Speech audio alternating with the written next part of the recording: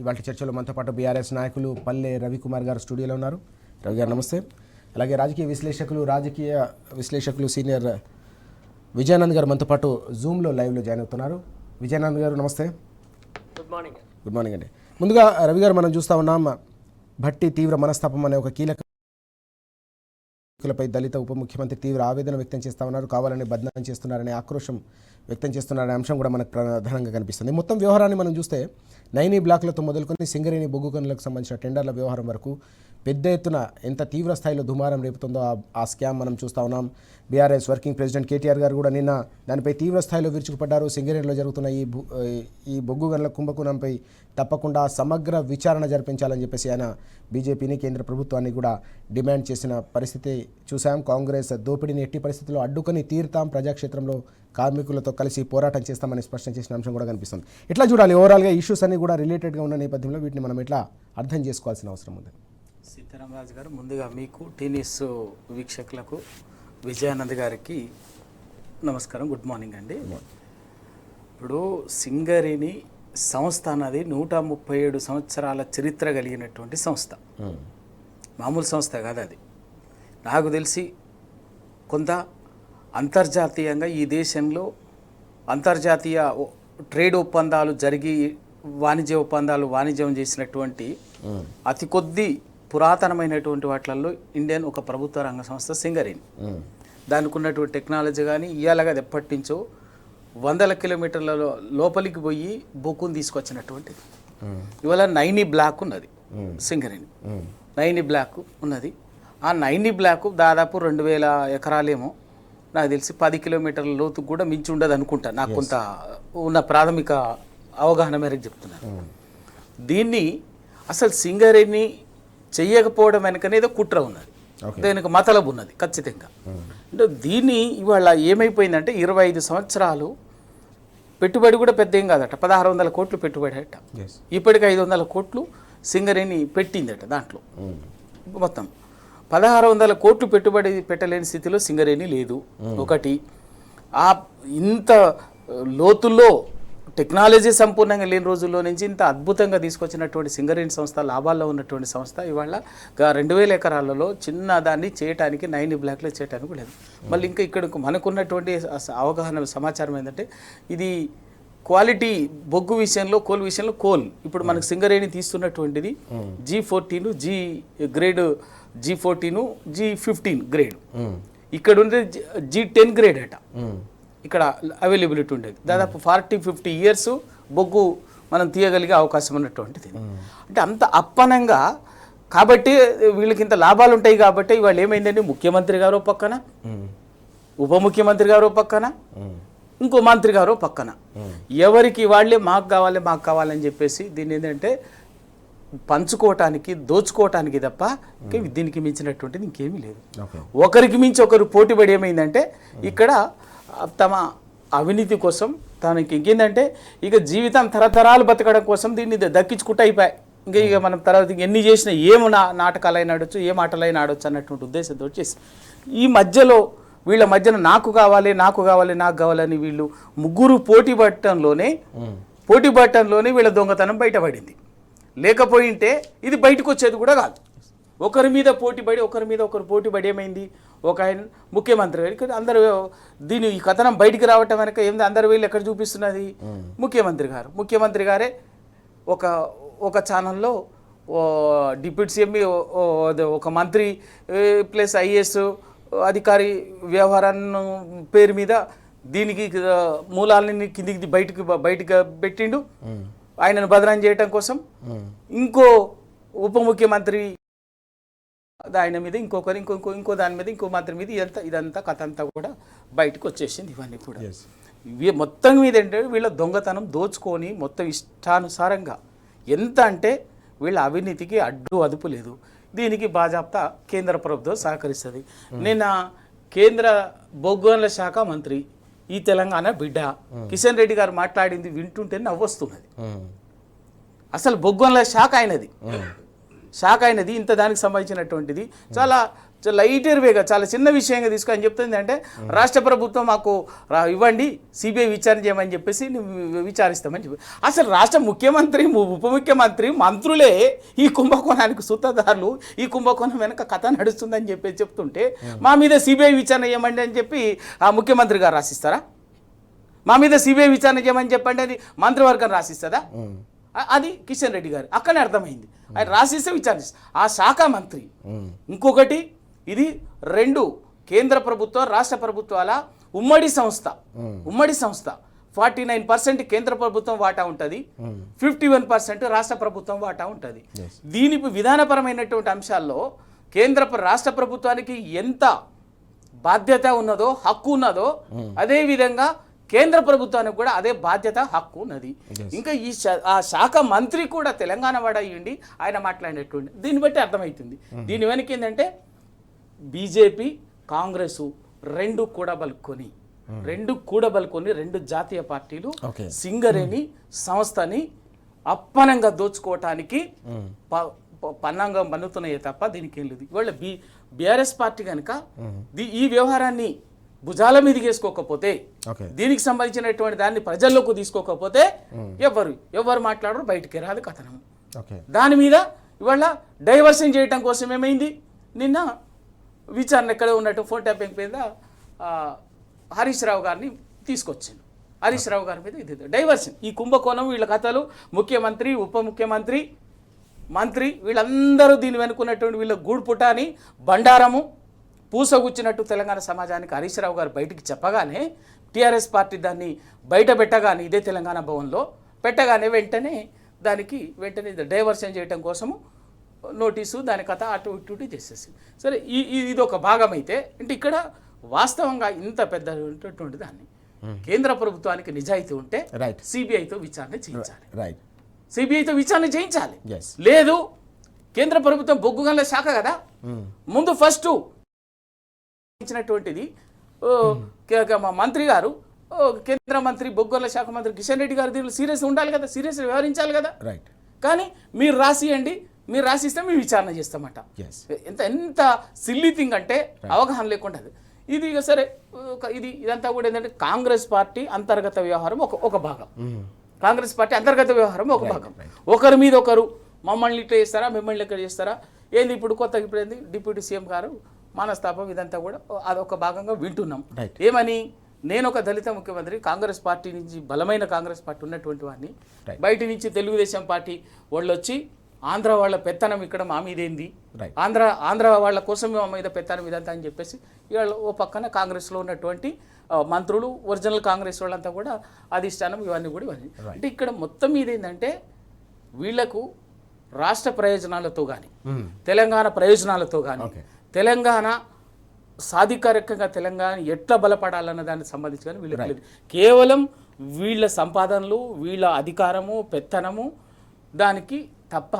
అయితే ఆంధ్రప్రదేశ్కైనా మోకరిల్లుతారు, లేకపోతే ఢిల్లీకైనా మోకరిల్లుతారు, కలిసి పంచుకోవడం తప్ప ఇంకేం లేదు. దీన్ని ఖచ్చితంగా టీఆర్ఎస్ పార్టీ అందుకే నిన్న క్షేత్రస్థాయిలో నిన్న బొగ్గుగని సింగరేణి ప్రాంతం ఎక్కడైతే ఉన్నదో అక్కడ ప్రతి డివిజన్ కేంద్రంలో ప్రజాక్షేత్రంలో కార్మికులు అందరిని భాగస్వాములు చేసి ఒక పెద్ద ఎత్తునటువంటి ఒక ఉద్యమానికి శ్రీకారం చుట్టింది. వదిలిపెట్టే సమస్య లేదు. ఇదే సింగరేణిలోనే కాంగ్రెస్ రాజకీయంగా బొగ్గుగాక తప్పదు. మనం చూస్తున్నాం తెలంగాణ కొంగు బంగారమైన సింగరేణిని కాపాడుకునేందుకు బీఆర్ఎస్ నాయకత్వంలో తప్పకుండా కేసీఆర్ గారి సారథ్యంలో కేటీఆర్ గారు ఇప్పుడే స్పష్టం చేసిన సందర్భం మనం చూస్తున్నాం. తప్పకుండా పోరాటాన్ని ఉధృతం చేస్తాం. రానున్న రోజుల్లో సింగరేణిని కాపాడుకునేందుకు ఢిల్లీ పార్టీలు 2 కాంగ్రెస్ బీజేపీ వీళ్ళ నిజ స్వరూపాన్ని ప్రజాక్షేత్రంలోనే ఎండగడతామని స్పష్టంగా చెప్పిన అంశం కూడా మనం చూస్తా ఉన్నాం. దీనికి సంబంధించిన బొగ్గు గనులకు సంబంధించిన వ్యవహారంలో మొత్తం కుంభకోణానికి సంబంధించిన అంశంపైన ఇప్పుడు సింగరేణి వ్యాప్తంగానే కాకుండా తెలంగాణ వ్యాప్తంగా కూడా చర్చ జరుగుతున్న పరిస్థితి. దీనిపై సమగ్రమైన విచారణ జరగాలి, దోషులలో బయటికి రావాల్సిన అవసరం కనిపిస్తుంది. తెలంగాణకు సంబంధించిన అస్తిత్వం కొంగు బంగారమైన సింగరేణిని దోచుకుంటామంటే ఊరుకోమని చెప్పి నిన్న బీఆర్ఎస్ వర్కింగ్ ప్రెసిడెంట్ కేటీఆర్ గారు కూడా సూటిగా ప్రశ్నించారు. కేంద్ర ప్రభుత్వాన్ని కూడా డిమాండ్ చేసిన సందర్భం ఎట్లా చూడాల్సిన అవసరం కనిపిస్తుంది. సింగరేణికి సంబంధించి మీరు కూడా సుదీర్ఘకాలం పాటు అక్కడ అధ్యయనం చేశారు. కార్మికులకు సంబంధించిన కష్టాలు కన్నీళ్లు తెలుసు, సింగరేణికి సంబంధించిన ఘన చరిత్ర కూడా మీకు తెలుసు. ఎట్లా చూడాలి ఓవరాల్గా కాంగ్రెస్ అధికారంలోకి వచ్చిన తర్వాత 2 ఏళ్ల కాలంలో సింగరేణి పరిస్థితిని మనం ఎట్లా అర్థం చేసుకోవాలి? మొట్టమొదటిగా దీన్ని కుంభకోణం ఎందుకు అనాలి అనేది ప్రధానమైన అంశం. ఇప్పుడు ఒక సింగరేణికి కొత్తగా బ్లాక్లు వచ్చినప్పుడు మరి దాన్ని తవ్వుతే దాన్ని ఎందుకు కుంభకోణం అంటున్నారు? ఎవరైనా బొగ్గు తవ్వాలి కదా అనే దగ్గర నుంచి మొట్టమొదటి అర్థం చేసుకోవాల్సిన అవసరం ఉంది. ఇది 2025లో ఈ బ్లాకులు మనకి అంతకుముందు వచ్చిన మా బీఆర్ఎస్ ఇక్కడ ప్రభుత్వము సింగరేణి వాళ్ళు గవర్నమెంట్ ఉన్నప్పుడు ఆ ఏమి ఉండే అంటే ఆలోచన విధానము, సింగరేణి అనేది అత్యంత అనుభవం ఉన్నటువంటి, ముఖ్యంగా కోల్ మైన్స్ తవ్వకంలో ఈ భారతదేశ చరిత్రలో దాదాపు ఆసియా ఖండంలోనే గొప్ప అనుభవం ఉండి, దానికి సంబంధించిన ఇన్ఫ్రాస్ట్రక్చర్ ఉండి, ఎక్స్పీరియన్స్డ్ లేబర్ ఉన్నటువంటి ఒక అద్భుతమైన ప్రభుత్వ రంగ సంస్థ. ఈ ప్రభుత్వ రంగ సంస్థ ఆధ్వర్యంలోనే మొత్తము ఈ దేశంలోని బొగ్గు బ్లాకులన్నీ సింగరేణికి కేటాయించాలని చెప్పి అప్పుడు ఒక విధానం తీసుకొని ఆ బొగ్గు బ్లాకుల కోసం తీవ్రంగా సింగరేణి అధికారుల మీద ఒత్తిడి చేస్తూ ఆ ప్రభుత్వం అన్ని బ్లాకులు దక్కించుకోవడానికి ప్రయత్నం చేయడంలో భాగంగా ఈ 9 బ్లాక్ అనేది వచ్చింది. సో కష్టపడి ఆ బ్లాక్ను సంపాదిస్తే ఇప్పుడు అది ఒక 40-50 ఏళ్ళు అనేక మంది సింగరేణి పర్మనెంట్ ఉద్యోగుల కోసం ఒక ఆధారం. అది ఎంతో మందికి ఈ దేశంలో ఉపాధినిచ్చేటువంటి అద్భుతమైనటువంటి ప్రభుత్వ రంగ సంస్థ. సో ఇది నేపథ్యము. ఇక్కడ ఏమైంది, ఇప్పుడు సింగరేణి ఇంత అద్భుత అనుభవం ఉండి అన్ని రకాల టెక్నాలజీ కలిగి ఇవాళ మంచి ఈ బొగ్గు వెలికితీతలో పనిచేస్తున్నటువంటి ఈ సంస్థ వేరే వ్యక్తులను బొగ్గు తవ్వకాలకి ఎందుకు పిలుస్తుంది అనేది ఇవాళ ప్రధానంగా మొట్టమొదటగా ఇది కుంభకోణం అనడానికి ఒక కారణమైతుంది. సింగరేణి ఇప్పుడు కొత్తగూడెం నుంచి భూపాలపల్లి వరకు మొత్తం తెలంగాణ గోదావరి పరివాహం అంతా కూడా కొన్ని లక్షల ఎకరాలు భూమిలో ఇవాళ బొగ్గు తవ్వి అద్భుతంగా ఇవాళ బొగ్గును వెలికి తీస్తున్నటువంటి సంస్థ. ఇక్కడ ఇంత గొప్పగా బ్లాక్ లో ఎందుకు చేయదు? సింగరేణి సంస్థ ఆధ్వర్యంలోనే 9 బొగ్గు బ్లాకులు ఎందుకు మనం తీసుకోరాదు, వెలికి తీయరాదు? దీనికి ఇంకా ప్రైవేట్ సంస్థలకు టెండర్కి ఎందుకు పిలిచిండ్రు అనేదే ఇక్కడ ఈ కుంభకోణం అనే మాట మన ఊరికే అనడానికి లేదు కదా, దానికి ఆధారాలు ఉండాలి కదా. సో సింగరేణి తాను తవ్వుకోక మీరు రాండ్రి అని ఎవరికో పిలుస్తున్నారు, టెండర్లు పిలుస్తున్నారు. ఆ టెండర్లకి అనేక రకాల ఇప్పటి వరకు మనకేంటంటే coal fields, Indian coal fields కానీ వెస్టర్న్ కోల్ ఫీల్డ్స్ లో కానీ ఎక్కడా లేని కొత్త నిబంధనలను అంతకుముందు గతంలో సింగరేణిలో ఏవైనటువంటి టెండర్లో లేనటువంటి నిబంధనలు అన్నిటిని పెట్టడం ద్వారా ఈ అనేక రకాల బ్యాక్గ్రౌండ్ కార్యక్రమాలు ఇక్కడ ఈ మొత్తము సంపదను కొంతమంది చేతులకు కాంట్రాక్ట్ సంస్థలకు దోచిపెట్టేటువంటి అవకాశాలను ఇస్తున్నట్టుగా క్లియర్ గా ఎస్టాబ్లిష్ అవుతుంది. అందువల్ల దీన్ని కుంభకోణం అనే మాట మనము మాట్లాడాల్సినటువంటి అటు ప్రతిపక్షం ఇవాళ బీఆర్ఎస్ కానీ మీడియా సంస్థలు కానీ బయట సమాజము ముఖ్యంగా సింగరేణి కార్మిక వర్గం చర్చించుకుంటున్నటువంటి సమస్య. ఇవాళ ఇదే 9 బొగ్గు బ్లాకులను సింగరేణికి ఇస్తే ఇప్పుడు వీళ్ళ పిల్లలకి ఇప్పుడు ఇక్కడ సింగరేణిలో ఎట్లా ఉంటదంటే తండ్రి ఉద్యోగం కొడుకొచ్చేటువంటి ఒక ఉంది విధానం, ఆ వారసత్వ ఉద్యోగాలు అంటారు. అది గతంలో చంద్రబాబు రద్దు చేసినా గానీ మళ్ళీ తెలంగాణ వచ్చిన తర్వాత కేసీఆర్ గారు వాటిని పునరుద్ధరించారు. ఇప్పుడు 9 బ్లాక్లు వస్తే ఈ కార్మికుల పిల్లలందరికీ రేపు పొద్దుగాల ఉద్యోగాలు ఇచ్చుకునేటువంటి అవకాశం కూడా మనకు ఉంటది. కొత్తగా చాలా మందికి ఉద్యోగాలు కూడా అవకాశం ఉంటది. ఇది పార్టీల కంటే సింగరేణి కార్మికులందరూ కూడా దీనికి వ్యతిరేకంగా పెద్ద మొత్తంలో పోరాటానికి సిద్ధపడాలని నేను అంటాను. మొత్తము 9 బ్లాక్లను సింగరేణే తవ్వుకోవాలి, సింగరేణి ఆధ్వర్యంలోనే మొత్తం తేవాలి. తర్వాత ఇంకొకటి ఏంటంటే సింగరేణి ఏరియాలో సింగరేణి కార్మికులు తర్వాత అంతకుముందు కొంత బీఆర్ఎస్ పార్టీ ఇంకో కొన్ని పార్టీలు ఏం చేసినాయంటే ఈ దేశంలో ఎక్కడ బొగ్గు బ్లాక్లు అయినా కానీ సింగరేణికే ఇవ్వాలంటే కాదు, ప్రైవేట్ వాళ్ళకు కూడా ఇవ్వచ్చు, ఎవరైనా టెండర్ వేయచ్చు అనేటువంటిది ఈ ప్రభుత్వం వచ్చిన తర్వాత ఒప్పుకుంది. అంతకుముందు బీఆర్ఎస్ గవర్నమెంట్ ఒప్పుకోలేదు. దానివల్ల ఇప్పుడు ఆదిలాబాద్ జిల్లాలో కొన్ని వాటిని ప్రైవేట్ వాళ్ళు మళ్ళీ దాన్ని చేజిక్కించుకోవడానికి ప్రయత్నం చేస్తున్నారు. దాని ఆ కంపెనీల వెనుక కొంతమంది మంత్రులు ఉన్నారు, ఆ కంపెనీల వాళ్ళ బినామీలు అనేటువంటి ఆరోపణలు కూడా వస్తున్నాయి. ఇట్లా ఒక ప్రభుత్వ రంగ సంస్థలో దాని ఆధ్వర్యంలో కార్యక్రమాలు జరగాలనేది ఎక్కడైతే బంద్ పెట్టి ప్రైవేటు వాళ్ళ చేతులకు ఇయ్యాలని, ఆ ఇచ్చేది కూడా కొత్త నిబంధనల ద్వారా వాళ్ళ అనుకూల వర్గాలకే ఇవ్వాలనేటువంటి ఒక వాతావరణాన్ని సృష్టించిన తర్వాత దీన్ని కుంభకోణం అనే పరిస్థితి వస్తుంది. దీన్ని వాళ్ళే ఇప్పుడు ప్రభుత్వంలో ఉన్నటువంటి ముఖ్యమైన నాయకులే ఇది నిజంగానే దీని వెనకాల కుంభకోణం ఉన్నదని అనుమానాలు వచ్చేలాగా వాళ్ళ ప్రవర్తన, ముఖ్యంగా అది ఉప ముఖ్యమంత్రి మీద మంత్రి మీద ఇంకొక మంత్రి వాళ్ళకు అనుకూలమైనటువంటి పత్రికలను పెట్టుకొని ఒకరి మీద ఒకరు తప్పుడు ప్రచారాలు దుష్ప్రచారాలు చేసుకొని బయటపడుతున్నటువంటి తీరు, దీనికి పెద్ద మొత్తంలో వాళ్ళ వెనకాల ఉన్నటువంటి వాళ్ళ బంధువర్గము ఇవాళ డైరెక్ట్ గా ముఖ్యమంత్రి గారి సోదా కన్స్ట్రక్షన్స్ వాళ్ళ బావమర్ది సంస్థ అయినట్టు సోదా కన్స్ట్రక్షన్స్ కి ఈ టెండర్లు అనుకూలంగా ప్పుడు ఖచ్చితంగా ఈ లక్షలాది కోట్ల రూపాయలను ప్రైవేటు వ్యక్తుల చేతుల్లోకి ఇండైరెక్ట్ గా దోచిపెట్టేటువంటి ప్రయత్నము చాలా దారుణంగా జరుగుతుందని సింగరేణి కార్మిక వర్గం అంతా వాళ్ళ కష్టార్జితము రేపు వాళ్ళు బతకాల్సినటువంటి ఒక పెద్ద రంగాన్ని ఒక ప్రైవేట్ కంపెనీకి ఇచ్చి అక్కడ చాలా తక్కువ జీతాలతో ఉద్యోగులను తీసుకొని ఇవాళ మిషనరీ ఒక దుర్మార్గం జరుగుతుంది. సింగరేణి విస్తరించకుండా సింగరేణి తెలంగాణకు జీవనాడిగా ఉన్నటువంటి సింగరేణి లాభాలను కూడా దెబ్బతీసేటువంటి ఒక తప్పుడు పద్ధతి అయితే. అంతేకాకుండా దీనిలో ఏమైందంటే అంతకుముందు మనకి టెండర్లు వేసేటప్పుడు మైనస్ కైనా వేసి సింగరేణి దగ్గర తీసుకునేటువంటి సంస్థలు ఉండేది. ఇవాళ ప్లస్ కు వేసి అంటే టెండర్లకు వస్తున్నటువంటి కాంట్రాక్టర్ లాభం చేసే పద్ధతిలో కూడా ఇవాళ ఈ టెండర్ దక్కించుకున్నారా అనేది కూడా దానిలో కూడా కొన్ని వందలాది కోట్ల రూపాయలు ఆ కంపెనీలకు లాభం అవుతాయి అనేటువంటి అనేక రకంగా వాళ్ళకు ఆధారాలతో పాటు వాళ్ళ ఎస్టాబ్లిష్ అవ్వడంతో ఈ ఆరోపణలు వచ్చినాయి. ఈ ఆరోపణలు వచ్చినప్పుడు ఈ ఆరోపణలు తప్పు అనకుండా వెంటనే ఆ టెండర్లను ఉప ముఖ్యమంత్రి గారు ప్రెస్ మీట్ లో డైరెక్ట్ గా సిఎండిని పక్కనే కూర్చోబెట్టుకుని రద్దు చేస్తున్నట్టు ప్రకటించారు. ఒకవేళ అక్కడ పొరపాటు జరగకపోతే మేము చేసింది కరెక్టే, దీన్ని ఎందుకు రద్దు చేస్తాము, బరాబర్ ఇట్లనే చేస్తామని చెప్పాల్సింది కదా. సో రద్దు చేయడంతో ఏమైంది, ఇది నిజంగానే ఇందులో ఏదో ఒక అవకతవకలు జరిగినాయి అనేది పూర్తిగా ఎస్టాబ్లిష్ అయింది. దీంతో ఎవరైతే దీని ద్వారా లబ్ధి పొందుదాం అనుకున్నారో ఆ వర్గానికి ఇప్పుడు ఇబ్బంది అయింది. దాంతో ఇప్పుడు ముఖ్యమంత్రి పీఠానికే ఇవాళ ఎసరు వచ్చింది. ఉప ముఖ్యమంత్రి గారు అలిగి కూర్చున్నారని పత్రికలో బ్యానర్లు వస్తున్నాయి. తర్వాత తన మంత్రి శాఖలోకి వేరే వాళ్ళు చొరబడ్డట్టుగా తను భావిస్తున్నట్టు కనబడుతున్నది. ఇట్లా కాంగ్రెస్ రాజకీయాలు ఇప్పుడు కరెక్ట్ గా యాక్చువల్ గా కాంగ్రెస్ రాజకీయాలు ఎప్పుడో రావాలి, కానీ ఇప్పుడు కరెక్ట్ తెర మీదకి వచ్చినాయి.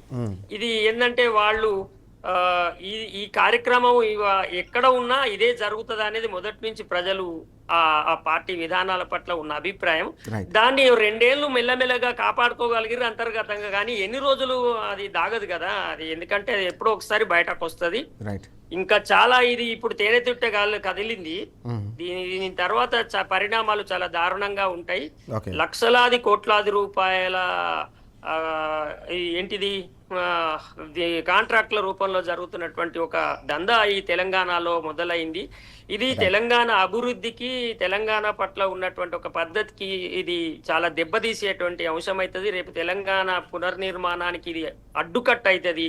ఇట్లాంటి రాజకీయాలు దీని వెనకాల వాళ్ళ అధికారాలను ఉపయోగించుకొని వాళ్ళు చేస్తున్నటువంటి ముఖ్యంగా సింగరేణిలో ఉన్న ప్రాంతంలో ఉన్నటువంటి 5 జిల్లాల ప్రజలు కార్మికులు ముఖ్యంగా ఇది ఎట్టి పరిస్థితులలో ఇది ప్రజల అంశము, మన వ్యక్తిగతంగా మనం నష్టపోయే అంశం అవుతుంది కనుక సింగరేణిని కాపాడుకుంటూ 9E బ్లాక్ లోని ఎవరు ప్రైవేట్ వ్యక్తులకు ఇవ్వకుండా అట్లాగే మొత్తము కోల్ బ్లాక్లు అన్నిటి కూడా సింగరేణియే చెయ్యాలనేటువంటిది మన జీవన్ మరణ అవసరం కనుక దీనికోసం ప్రజలు కూడా కార్మిక సంఘాలు కూడా అండి ఒక టీజీపీ కేసు వాళ్ళే నిన్న ప్రదర్శన చేసినారు.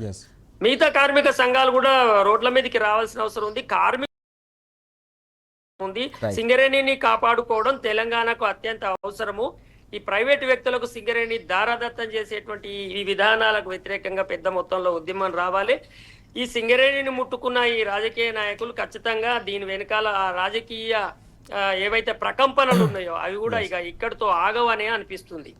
మనం చూస్తున్నాం ఇది కేవలం కాంగ్రెస్కు సంబంధించిన అంతర్గత కుమ్ములాటలకు సంబంధించిన వ్యవహారమే కాదు, సింగరేణికి సంబంధించిన అస్తిత్వానికి సంబంధించిన వ్యవహారం అని చెప్పేసి విజయ్ గారు అలాగే రవి గారు కూడా చాలా స్పష్టంగా చెప్తున్న అంశం. అందుకోసమే తెలంగాణ ఉద్యమంలో కూడా అత్యంత కీలకమైన పాత్ర పోషించిన సింగరేణి కార్మికులను కడుపులో పెట్టి కాపాడుకునేందుకు ఆ సంస్థను కూడా రక్షించుకునేందుకు ఎంతటి పోరాటానికైనా సిద్ధమని చెప్పి బీఆర్ఎస్ వర్కింగ్ ప్రెసిడెంట్ కేటీఆర్ గారు నిన్న పిలుపునిచ్చిన సందర్భం. ప్రజాక్షేత్రంలో కూడా కార్మిక లోకం నిన్న కదం తొక్కిన పరిస్థితి. రానున్న రోజుల్లో కూడా ఈ ఉద్యమాన్ని మరింత ఉధృతం చేస్తాం, 2 ఢిల్లీ పార్టీల మెడలు వంచి తీరుతామని చెప్పేసి బీఆర్ఎస్ పార్టీ స్పష్టం చేస్తున్న అంశం కూడా మనకు కనిపిస్తూ ఉంది. అదే అంశాన్ని విజయ్ గారు అలాగే రవి గారు కూడా ప్రస్తావిస్తూ ఉన్నారు. మనం చూస్తూ ఉన్నాం అసలు కాంగ్రెస్ వర్సెస్ వలస కాంగ్రెస్ మధ్య జరుగుతున్న ఈ పోరాటంలో కుమ్ములాటలకు సంబంధించిన వ్యవహారంలో అనేక కీలక అంశాలు కూడా వెలుగులోకి వస్తున్నాయనే విషయాన్ని కూడా మనం చూస్తున్నాం. పేరుకు కాంగ్రెస్ సర్కార్ రాష్ట్రంలో ఉన్నప్పటికీ కూడా పూర్తిగా తెర వెనుక మొత్తం పక్క కనిపిస్తుంది. వారంతా కూడా ఆ విషయాన్ని ఇప్పుడు తెలంగాణకు సంబంధించిన నదీ జలాల విషయంలో కావచ్చు అనేక కీలక అంశాల్లో కూడా ఇప్పటికీ బీఆర్ఎస్ పార్టీ పోరాటం చేస్తోంది. తెలంగాణ హక్కుల కోసం, తెలంగాణ అస్తిత్వం కోసం పోరాటం చేస్తున్న ఈ తరుణంలో ఈ విషయాలన్నీ కూడా వెలుగులోకి రావడాన్ని ఎట్లా అర్థం చేసుకోవాల్సిన అవసరం ఉంది? సీతారామరాజు గారు, అధికార మార్పిడి జరిగిన డిసెంబర్ 7వ తారీఖు నుంచి 2023 డిసెంబర్ 7వ తారీఖు నుంచి టీఆర్ఎస్ పార్టీ అదే విషయాన్ని చెప్తున్నారు. ఇవాళ కాంగ్రెసు మంత్రులకి ఒరిజినల్ కాంగ్రెస్ వాళ్ళు మేము అనుకునేటటువంటి వాళ్లకు సెగ తగిలేసరికి ఇలా మాట్లాడుతున్నారు. కానీ మనం నిన్న మొన్నటి వరకు మీరు ఏం చేసిండ్రు? అంతా కలిసి దండుకోవాలని చూసింది కదా. ఆ రోజు మొట్టమొదట అధికారంలోకి వచ్చిన వెంటనే మొట్టమొదటనే కాంగ్రెస్ పార్టీ నాగార్జున సాగర్ని కేంద్రానికి అప్పజెప్పటానికి సిద్ధపడ్డరు, తీర్మానం చేసిండ్రు. ఎవరి కోసం? చంద్రబాబు నాయుడు కోసం. ఎవరి డైరెక్షన్లో? చంద్రబాబు నాయుడు డైరెక్షన్లో. ఆ తర్వాత గోదావరి నదీ జలాలకు సంబంధించినటువంటిది ప్రతిదీ కూడా చంద్రబాబు డైరెక్షన్లో నిర్ణయాలు జరిగినాయి. దాన్ని టీఆర్ఎస్ ఎత్తి చూపితే, ప్రశ్నిస్తే మీరు ఎదురుదాడి చేసిర్రు. రేవంత్ రెడ్డికి వకాల్తా పుచ్చుకొని మీరు ఎదురుదాడి చేసిండ్రు వీళ్ళు కాంగ్రెస్ ఈ మంత్రులే.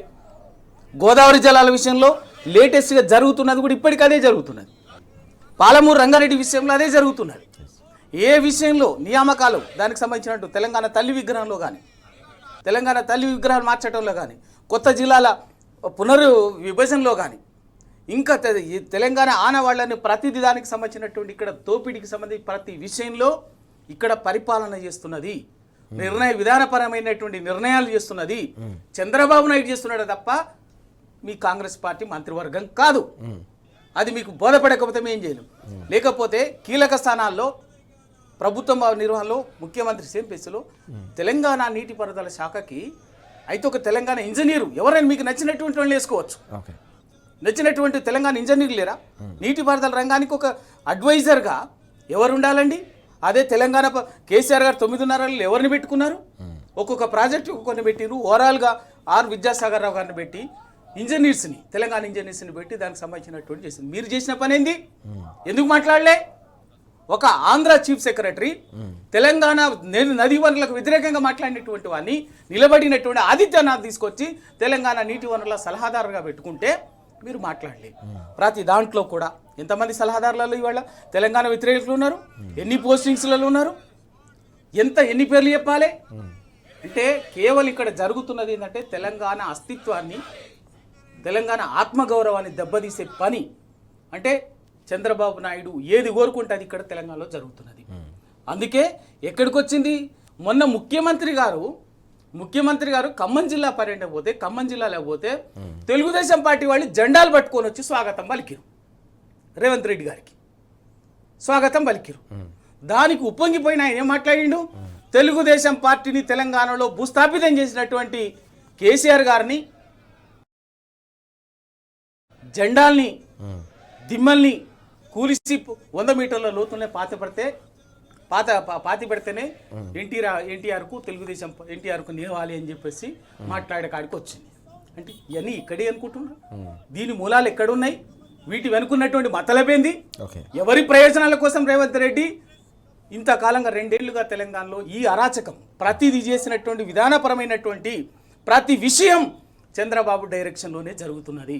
చంద్రబాబు పరిపాలన జరుగుతున్నది. ఇక్కడ చంద్రబాబు కోరుకున్నట్టే జరుగుతున్నది. తెలుగుదేశం పార్టీ ప్రయోజనాల కోసం ఆ పార్టీకి సంబంధించినటువంటి జరిగింది. అందుకే ఇవాళ ఎందుకంటే చంద్రబాబు నాయుడు ఆయన చుట్టూన్నటువంటి వాళ్ళు ఆ వర్గ ప్రయోజనాల కోసం రూపొందించుకున్నటువంటి వాడే, తయారు చేసినటువంటి నాయకుడే రేవంత్ రెడ్డి. కాబట్టి వాళ్ళు తయారు చేసి ప్రమోట్ చేసినటువంటి లీడర్ కాబట్టి ఖచ్చితంగా వాళ్ళ ప్రయోజనాల కోసమే పనిచేస్తారు. కానీ దీనికి అర్థం కావాల్సింది ఎవరికంటే రాహుల్ గాంధీ గారికి అర్థం కావాలి. అర్థం కాదు. ఎందుకు అంటే ఢిల్లీ వాళ్ళకి కావాల్సింది ఏంటంటే వాళ్ళ దేశంలో ఆ పార్టీని పోషించడానికి అవసరమైనటువంటి మూటలు ఇచ్చగలిగేది ఇవాళ ఒక తెలంగాణకి ఆసక్తి ఉంది. తెలంగాణ నుంచి మూటలు వీళ్ళు అటు మూట పంపించి వీళ్ళు తలా ఒకటి మూట వీళ్ళు పంచుకోవాలి. అందుకోసం తెలంగాణని అస్థిరపరిచి మొత్తం ప్రతిదీ ఏదండి మూసీ ప్రక్షాళన పేరు మీద చూసినాం. మూసీ ప్రక్షాళన పేరు మీద చూసినా ఏం జరిగింది? 26,000 కోట్లతో అప్పటికే డీపేర్ అయినటువంటి ప్రాజెక్టుని ఒక 40% 32 ఎస్టీపీలను పూర్తి చేసి బ్రిడ్జిలకు సంబంధించినటువంటిది ఒక అయిపోయినటువంటి దాన్ని మళ్ళీ ఏదో అని చెప్పేసి 150,000 కోట్లకు తీసుకుపోయాను. అక్కడ అడ్డుకున్నాం. అంటే దాదాపు 1,00,000 కోట్లకు పైగా అవినీతికి ఆడ టెండర్ వేసారు. దాన్ని అడ్డుకోగలిగినాం. హైడ్రా పేరు మీద ఏం జరిగింది? అనధికారికంగా పెద్ద పెద్ద బిల్డర్లని మిగతా వాళ్ళని బెదిరించి బ్లాక్మెయిల్ చేసి దౌర్జన్యంగా వసూలు చేయడం కోసమే హైడ్రా అన్నదాన్ని ముసుగునేసి హైడ్రాని వాడుకొని అది చేసిండ్రు. ఇక ఏ పేరు మీదైనా ఇవాళ లాస్ట్కు సింగరేణి బొగ్గు కాడికి వచ్చింది. సింగరేణి బొగ్గు అనే దేశంలో అద్భుతమైనటువంటి నైపుణ్యం ఉన్నటువంటి సంస్థ. బొగ్గు వెలికలు తీయటంలో 137 సంవత్సరాల చరిత్ర ఉందండి. ఇప్పటికి దానికి ఓపెన్ కాస్ట్ మైనింగ్లు, ఓపెన్ అండర్ మైన్లు, 17 ఓపెన్ కాస్ట్లు, 22 బొగ్గు బావులు, ఇవన్నీ మామూలుగా కాదు. ఒక పెద్ద విశాలమైనటువంటి విస్తృతమైన నైపుణ్యం ఉన్నటువంటి సంస్థ. దానికి వచ్చినటువంటిది ఆ రోజు కేసీఆర్ గారు ఎట్లొచ్చింది 9 బ్లాక్ మా సింగరేణి కాలేజ్కి దేశంలోనే ఒక గొప్ప అనుభవం ఉన్నటువంటి సంస్థ. మెషినరీ ఉంది, టెక్నాలజీ ఉన్నది, అద్భుతమైనటువంటి నైపుణ్యం ఉన్నటువంటి మ్యాన్ పవర్ ఉంది, కష్టపడే శ్రామిక శక్తి ఉన్నది. కాబట్టి ఇది సింగరేణికే ఇవ్వాలి అని చెప్పేసి విధానపరంగా కొట్లాడితే వచ్చింది. దాన్ని మీరేం చేస్తున్నారు? ప్రైవేట్ వాళ్ళకి అప్పచెప్పాలని చెప్తున్నారు. ప్రైవేట్ వాళ్ళకంటే ఎవరికి? ప్రైవేట్ వాళ్ళకి కాదు. కేవలం వీళ్ళు ఒక 30-40 ఏళ్ళు వీళ్ళ దోపిడీని 5 ఏళ్లకు అధికారం ఇస్తే ఈ 5 ఏళ్లకు ఇచ్చినటువంటి అధికారాన్ని ఆసరగా తీసుకొని 40-50 ఏళ్లకు దోపిడీకి వీళ్ళు హాయిగా తరతరాలు బతకడం కోసం ఉండేటటువంటి ఒక దాన్ని వాడుకునేటటువంటి ఒక ప్రైవేట్ సంస్థకు ఇస్తుంది. అంటే సింగరేణి సంస్థకి ఒక 1,600 కోట్లు పెట్టుబడి పెట్టే శక్తి లేదా? సంవత్సరానికి 6,000-7,000 కోట్ల లాభాల్లో ఉన్నటువంటి సంస్థ, 50-60 వేల మ్యాన్ పవర్ ఉన్నటువంటి సంస్థ, ఇంత మెషినరీ ఉన్నటువంటి సంస్థ, ఇంత విస్తృతమైనటువంటి 100 కిలోమీటర్ల పరిధిలో దాన్ని 100 కిలోమీటర్ల లోతులో నుంచి బొగ్గు తీసేటటువంటి సంస్థ కేవలం 2,000 ఎకరాల పరిధిలో ఓ 10 కిలోమీటర్ల లోతులో నుంచి బొగ్గు తీయటానికి మాత్రం కాదట. ఎందుకు అంటే అక్కడ సింపుల్గా అది నాణ్యమైనటువంటి బొగ్గు కాబట్టి ఆ బొగ్గుని వీళ్ళు దాన్ని దక్కించుకొని కేవలం వాళ్ళు తరతరాలుగా బతకడం కోసం అధికారం లూటీ చేయడానికి కోసం తప్ప ఇంకేమీ కాదు. దీన్ని బరాబర్గా ఇది ఒక్క సింగరేణి కార్మికులకు సంబంధించిన అంశం కాదు. కార్మికులు ప్రధానంగా, ఎందుకంటే ఒక 40-50 ఏళ్ళు ఇప్పుడు సోదరుడు విజయానంద్ చెప్పినట్టుగా ఈ బొగ్గు గని సంస్థనే నిర్వహించినట్లయితే, బొగ్గు సింగరేణి కాలరీస్ నిర్వహించినట్లయితే ఒక 40-50 వేల మందికి ఈ వేరు బ్లాకుల్లో ఉన్నటువంటి రెగ్యులర్ ఎంప్లాయీస్కి నిరంతరంగా దాని ఉద్యోగ భద్రత ఉంటుంది, వాళ్ళ జీవనం ఉంటుంది, తరతరాలుగా ఉంటుంది.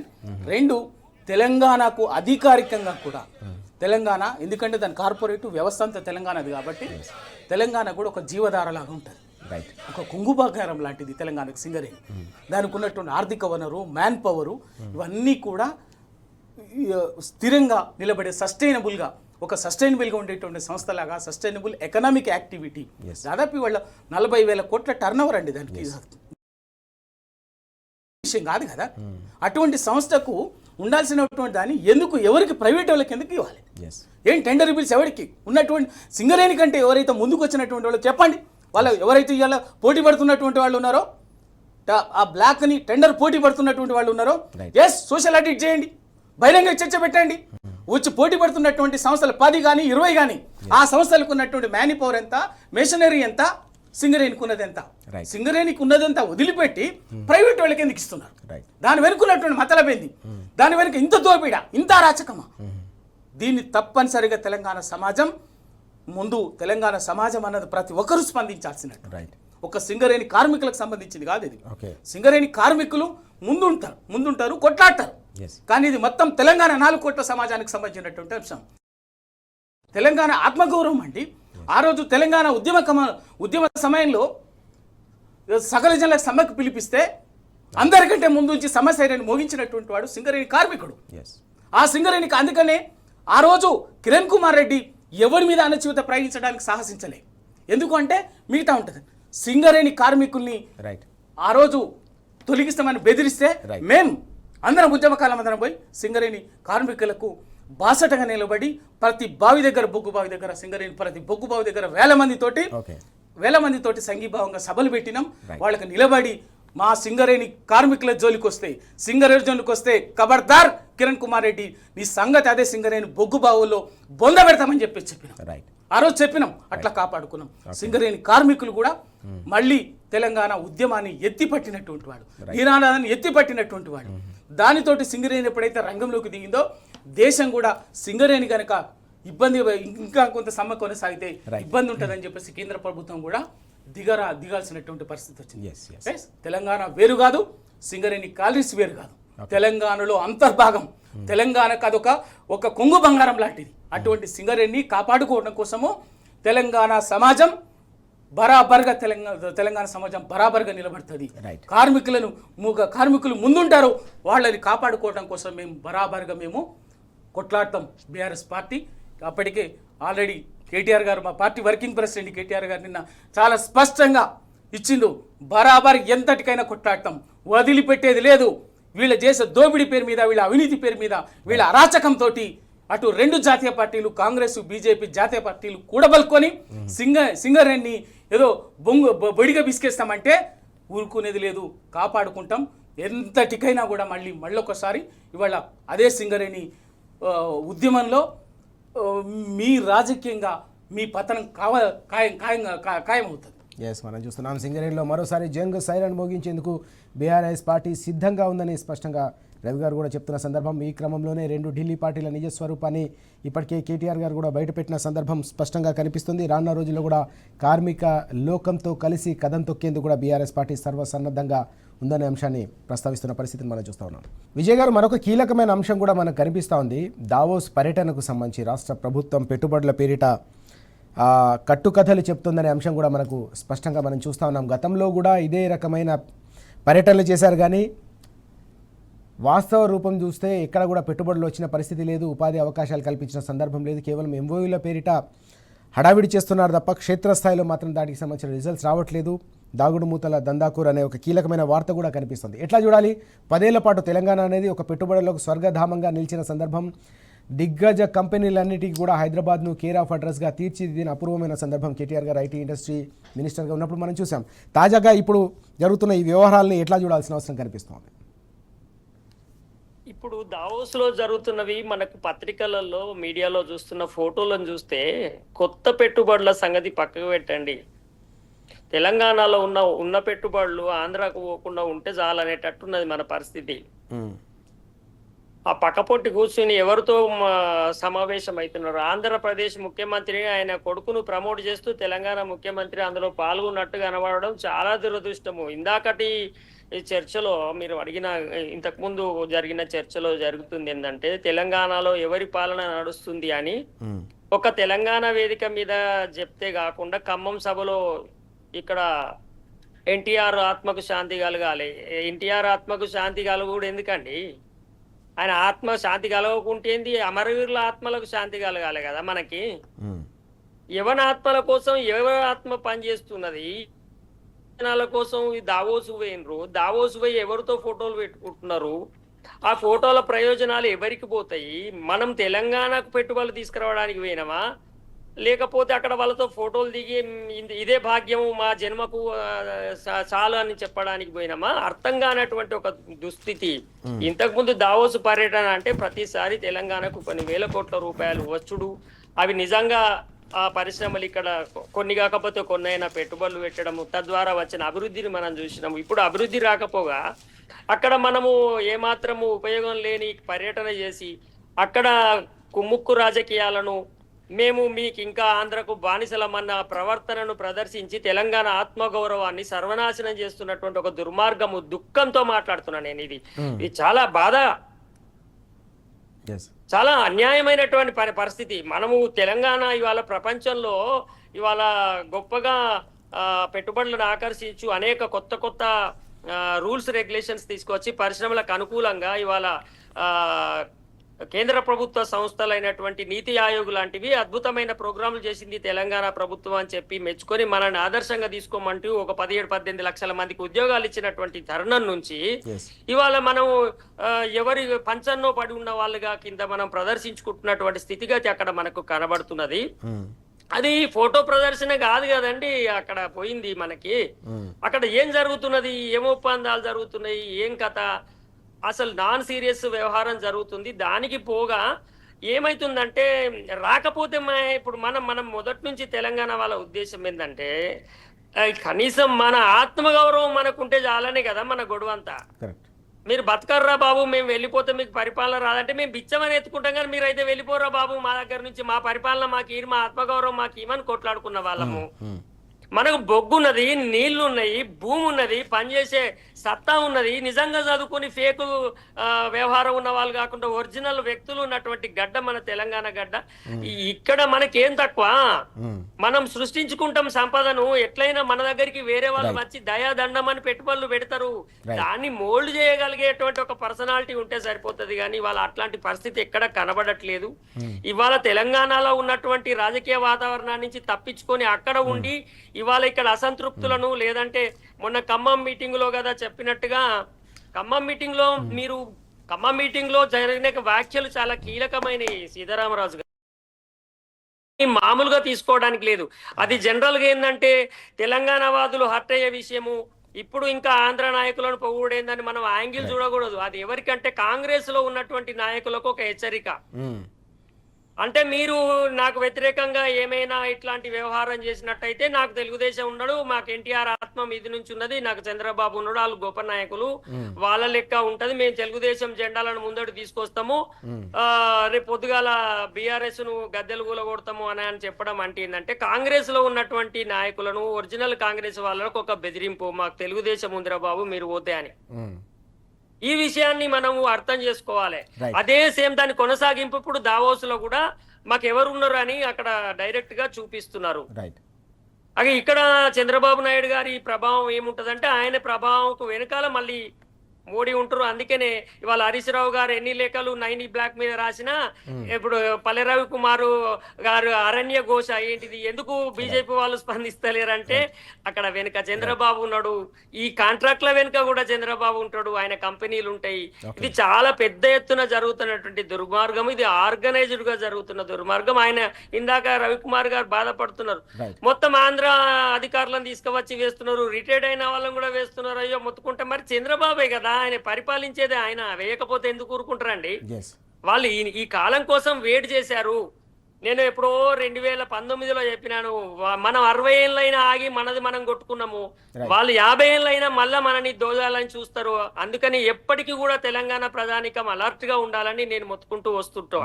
సో ఈ విధంగా కంపల్సరీగా ఈ వలసవాద దోపిడికి అలవాటు పడ్డటువంటి ఆ దోపిడీ మూక తెలంగాణలో ఉన్న సంపదను ఎప్పుడు దోయాలనే చూస్తుంది. అందులో ముఖ్యంగా సింగరేణిని, నీళ్లను, విద్యుత్తును, ఇక్కడ ఉన్నటువంటి సంపదను నిరంతరం దోయాలని చూస్తుంది. అది ఎక్కడ ఏ వేదికనైనా ఉపయోగించుకుంటది. ఇవాళ దురదృష్టం ఏంటంటే మన నాయకత్వం గట్టిగా నిలబడి పనిచేసేది లేకపోవడం వల్ల దావోస్ లో ఇదివరకు జరిగిన పర్యటన ఎట్లయితే డొల్లగా ఉందో, ఏ పరిశ్రమ రాకుండా ఉందో ఇప్పుడు కూడా అదే అవుతుంది. అంతేకాకుండా అక్కడ కుటుంబ సభ్యులు, వాళ్ళే కాంట్రాక్టర్లు, వాళ్ళే నాయకులు, వాళ్ళే ఇవాళ పెట్టుబడులు తెచ్చేవాళ్ళు, మన అన్నదమ్ములతోటి మన కొడుకుతోటి తండ్రి ఒప్పందాలు చేసుకొని వచ్చేటువంటి ఒక దుస్థితి చాలా హాస్యాస్పదంగా కనబడుతుంది. ఈ ధోరణి తెలంగాణ యొక్క గౌరవాన్ని, తెలంగాణ యొక్క ఒక స్టేటస్ ని కూడా దెబ్బతీసేదిగా, కొంత కించపరిచేదిగా కనబడుతుంది. మన నాయకులు గిట్లా ఉంటారా అని అనిపించేలాగా ఉంటుంది. కాంగ్రెస్ లో కూడా కొంతమంది మంచి నాయకులు ఉండే అండి, తెలంగాణ వాదము రక్తంలో నింపుకున్నటువంటి నాయకులు అప్పుడు కనబడినరు. కానీ ఎందుకో ఇంత జరుగుతుంటే ఇవాళ ఇంకా తెలుగుదేశాన్ని నెత్తిన పెట్టుకొని ఊరేగుతుంటే కూడా అందులోంచి గట్టి వాయిస్ వస్తలేదు. ఇక నిన్న జీవన్ రెడ్డి గారు కొంత బయటపడ్డారు. జీవన్ రెడ్డి గారు కూడా ఏమంటారు అంటే దీనిలో చేరినటువంటి బీఆర్ఎస్ ఎమ్మెల్యేలను ఎందుకు పెట్టుకుంటారు అంటారు, కానీ ఖమ్మంలో తెలుగుదేశం జెండాలు కాంగ్రెస్ మీటింగ్లకు ఎట్లా వచ్చినాయని ప్రశ్నిస్తలేరు. ఇట్లా చాలా చాలా ఒక అక్రమ రాజకీయాలు ఇక్కడ కొనసాగడం అనేది చాలా దురదృష్టము. అభివృద్ధి వైపుకు దూసుకుపోయి అద్భుతాలు సృష్టించే సమయంలో తెలంగాణ ఈ పరిస్థితిని ఎదుర్కోవడం మాత్రము తెలంగాణకు చాలా నష్టదాయకము. ఇది ఒక 5-10 ఏళ్లను మనం 20 ఏళ్లను వెనుకకు తీసుకుపోయేటువంటి ఒక దుస్థితి ఉంటది. అవినీతి, బంధుప్రీతి విపరీతంగా పేరుకుపోయినటువంటి పరిస్థితి వాళ్ళ కనబడుతుంది. అసమర్థత, తర్వాత బానిసత్వము, ఈ ధోరణులన్నీ కూడా మనకు స్పష్టంగా కనబడుతున్నాయి. ఇది తెలంగాణకి చాలా అన్యాయం జరుగుతుంది, చాలా దురదృష్టకరంగా నేనైతే భావిస్తున్నా. ఎస్ చాలా కీలకమైన అంశం ఇది. పూర్తిగా తెలంగాణ అస్తిత్వం పైన ఓవైపు దాడి జరుగుతూ ఉంది, మరోవైపు పెట్టుబడులకు సంబంధించిన విషయంలో కూడా తీవ్రమైన అన్యాయం జరుగుతున్న పరిస్థితి. 10 ఏళ్ల పాటు పెట్టుబడులకు స్వర్గధామంగా తెలంగాణ నిలిస్తే కేవలం కట్టుకథలకు మాత్రమే ఇప్పుడు కేంద్రంగా నిలుస్తున్న అంశాన్ని కూడా రవి గారు ప్రస్తావిస్తున్న పరిస్థితి. విజయ్ గారు కూడా చాలా కీలకమైన అంశాలు చెప్తున్న సందర్భం. తెలంగాణ సమాజం వీటన్నిటిని కూడా గమనించాల్సిన అవసరం ఉంది, చైతన్యవంతంగా వ్యవహరించాల్సిన అవసరం ఉంది, కుట్రలను తిప్పికొట్టాల్సిన అవసరం ఉందని కూడా పిలుపునిస్తున్న పరిస్థితిని మనం చూస్తూ ఉన్నాం. Thank you very much Vijay గారు, అలాగే రవి గారు చర్చలో పాల్గొన్నందుకు థ్యాంక్ యూ సో మచ్. ఇది వాటి వార్తలు వాస్తవాలు. నమస్తే.